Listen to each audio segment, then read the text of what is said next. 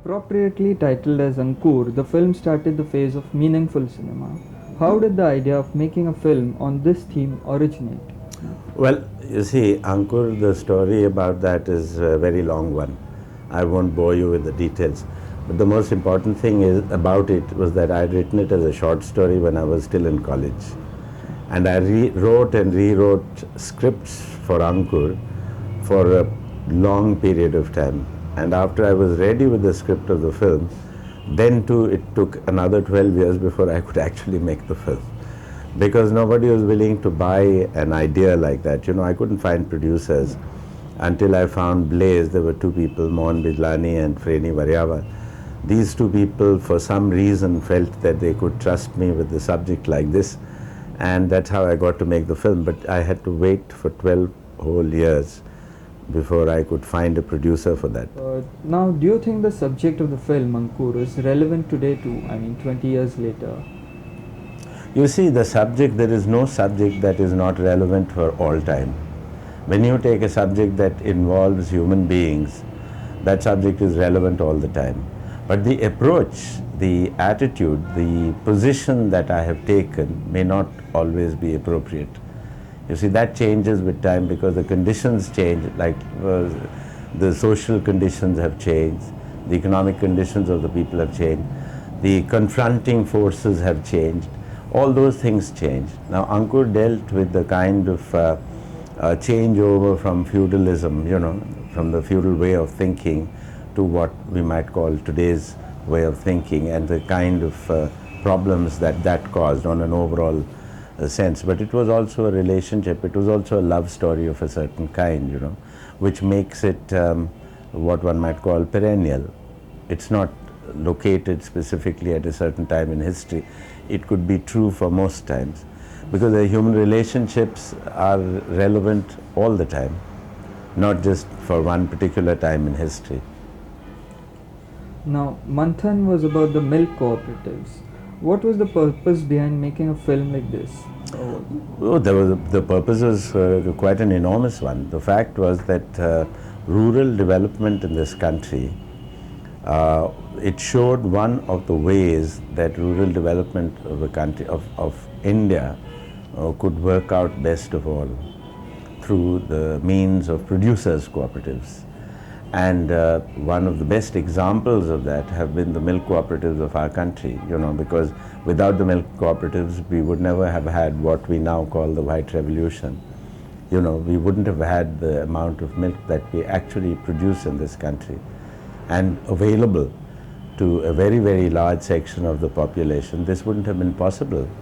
And so, Manthan was the story of how a milk cooperative actually gets formed in a village.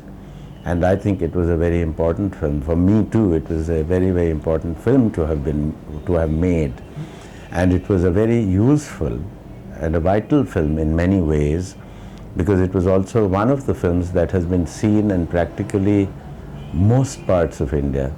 I don't mean just in the cinemas. It has been seen in countless number of villages, and it has helped to formulate for different villages their own milk cooperatives. Yes. Now this brings us to your way of looking at filmmaking. Are you just in love with cinema as a medium, or do you feel that cinema is a medium for you to communicate with the audience, to express your ideas, and maybe as a mode of social reform kind of thing? Well, I don't think you can pigeonhole them into you have this purpose or that purpose or the third purpose in mind. The fact of the matter is that filmmaking to me is my life. And film is a medium that seems one that I can function most completely with. Let me put it that way, because for me, there is no other medium. I don't know how it happens, but if somebody is a doctor, he's like being wedded to that profession. It's the same with me, I'm wedded to my profession. And filmmaking to me is the one way that a lot of things that I feel that I'm capable of, or even incapable of, fits into this medium. I can't see anything else that I would have done with the level of satisfaction that I get from making films. Okay. Now, you are a prolific filmmaker, an organized and precise man, and a thorough professional. Now, all these are adjectives that are not usually associated with art filmmakers. People feel that, something more eccentric or that kind of thing. What do you feel? I think the whatever eccentricity or whatever special point of view you have, or whatever insights that you might gain, must come in movies, not necessarily outside. I mean, I don't have to behave in a crazy way to prove myself to a filmmaker. I don't see why. It just doesn't make any sense to me. Because it's so much energy that is wasted. I would rather put all that energy into the film, So I think this business of what one might call the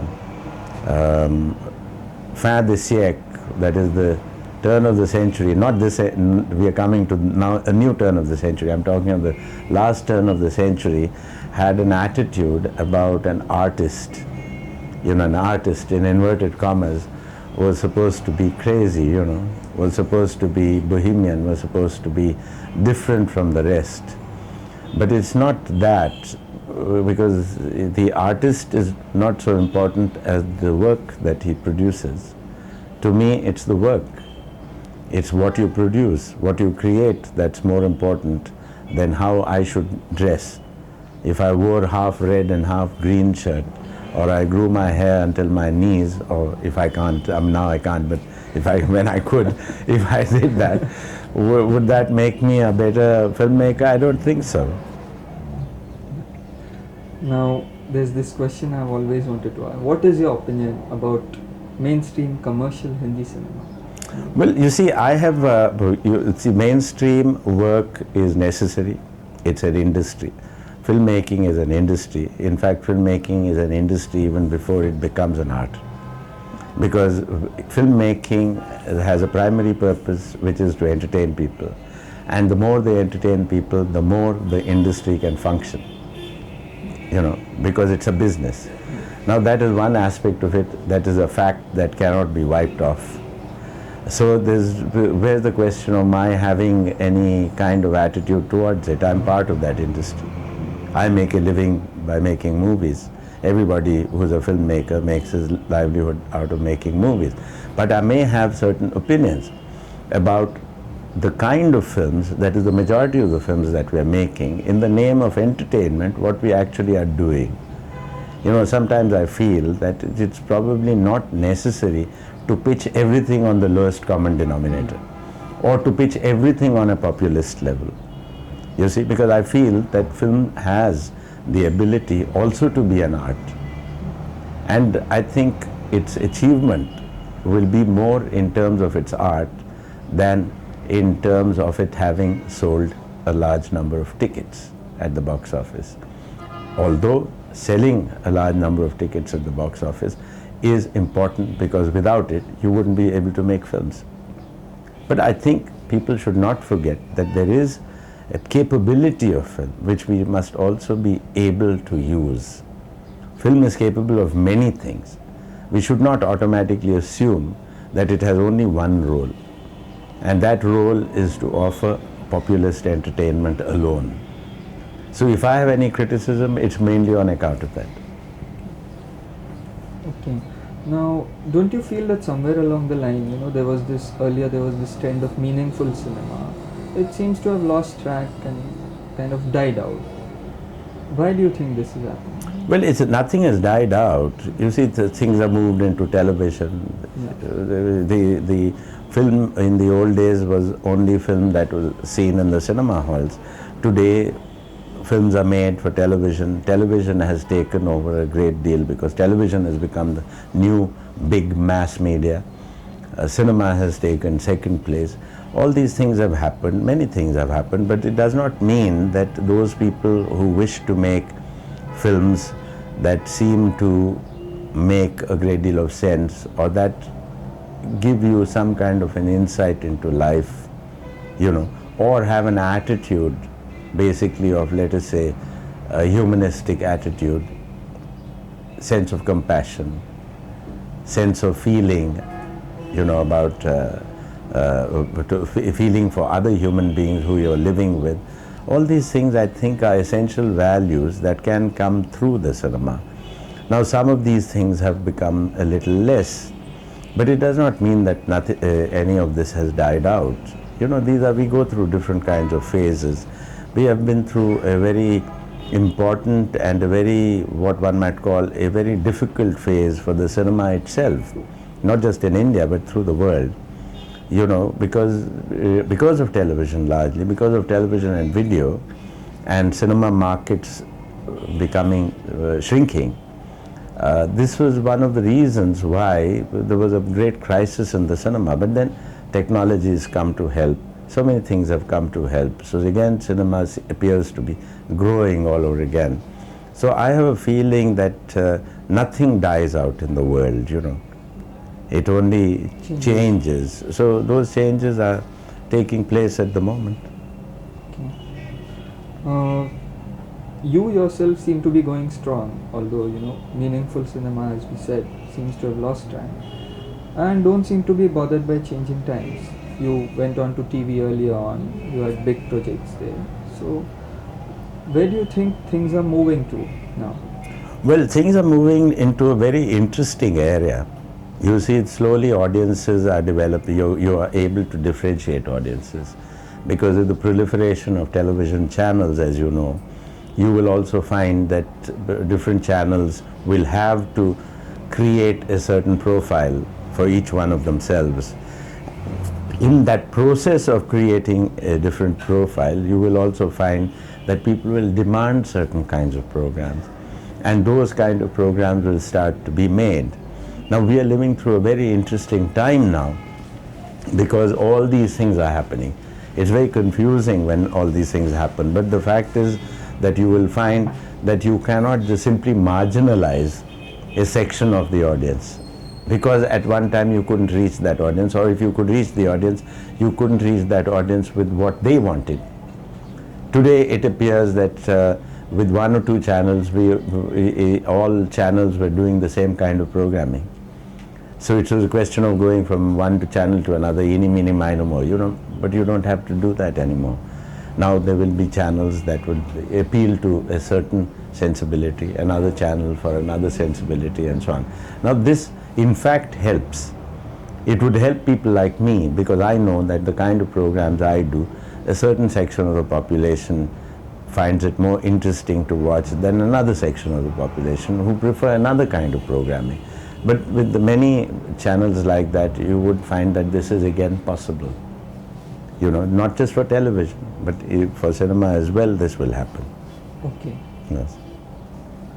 Now, coming back to your feature films, every filmmaker has this particular favorite, maybe a film where what he wanted in his mind's eye, he was able to transform into celluloid successfully. Do you think any of your films are such that they are close to your heart because of this? Well, you see, there is no film that I have made that is that I'm fully satisfied with, but it's natural. Most people never are, and can't possibly be, because you see, what your mind's eye sees and what you eventually are able to put together can never be exactly the same, because your mind is actually God-given. Your imagination and everything else is far more fertile than how you can transform it in terms of the work you do. So there's never that kind of satisfaction. But there are films, yes, but then most films that I have made, I have enjoyed making. I can't look at any of my films and say, I didn't enjoy making this film. I've enjoyed making them. They've also had their share of pain and tears, each film that I have made. And of course, one of the reasons that I can say this is largely because I have so far certainly made the films that I wanted to make. I've not been compelled to make a film. I've not been compelled to say, I had to make this film, I'm sorry, it wasn't very good, but I was forced to make it. I don't have to use excuses like that for any of my films. Some may have turned out to be good films, some may have turned out to be indifferent, some may have turned out to be ranked bad films. But all of them, my effort in them and my enthusiasm for each one of them was equally great. Okay, as far as performances are concerned, from Sadhu Meher in Ankur to Farida Jalal in Mama, they've been quite good and almost brilliant. Which of these have you found impressive? Well, you see, actors, I'm very, very impressed, and I love actors and actresses, but I feel that we have in our country a wonderful pool of acting talent. And I've had the opportunity of working with some of the best acting talent of our country. Even though when they came and appeared in my films, they may have done it for the first time or the second time in their careers, or they may have started their careers with my films, but they were all intrinsically such wonderful performers, And so it's always been a great pleasure to work with actors of this kind. And we have this great advantage in our country that we have a very large pool of talent. Okay. Now, Shabana Azmi, Smita Patel, Om Puri, Nazeeruddin Shah, you had formed a kind of a regular team sort of thing. So did this rapport that you share, this familiarity, did this help in the process of filmmaking? It always helps if people you have worked with before work with you again, because you know that there are certain, your ability to communicate has improved so much, and you don't have to describe and go into long spiels and long explanations about what you want, because it's very easy to lock in to the frequency that you want. And that always helps. And if you lock it into a frequency, you don't have to go on explaining what you want done, because their minds are also at work. And you always, when you're making a film, you want the best out of each person. So in other words, their creative ability must also help in adding to what you're doing. I'm not one of those people who believes that only the director is creative and everybody else is mechanical. It's not true. Because in film, it's actually a whole lot of abilities that go together to make a good film. And when actors, technicians, director, music director, everybody puts their own creative qualities into their work, not just their mechanical ability. If they put all of that, that's when you get a really good film. Now, Trikal had Leela Naidu, not one of your regulars. Why did you decide on taking her for the film? Because she was perfect for the part. Leela Naidu is perfect for the part of Trikal. I couldn't have chosen better. Okay. Now, obviously you are a book lover and you have made films based on books or novel stories. Is it easier to make a film when you have a foundation like this? Not necessarily. Sometimes it's more difficult, because you see, to get the essential characteristic of a book, of a novel or a short story, sometimes it's not so easy. You might end up simply illustrating the story, and you shouldn't. But then, you see, between literature and the cinema, there is a considerable difference in the way the mediums operate, even with the reader. Like when you read a book, and the way you assimilate, the way you experience it, is a different way from when you see a film. And a book has so many, it's in your own time. There's a possibility of rerunning things in your own mind. There's a possibility of locating yourself with the book in so many different ways. With a film, that ability is not there. You have a tendency, you have a problem of everything having to be caught in a given period of time when you see it.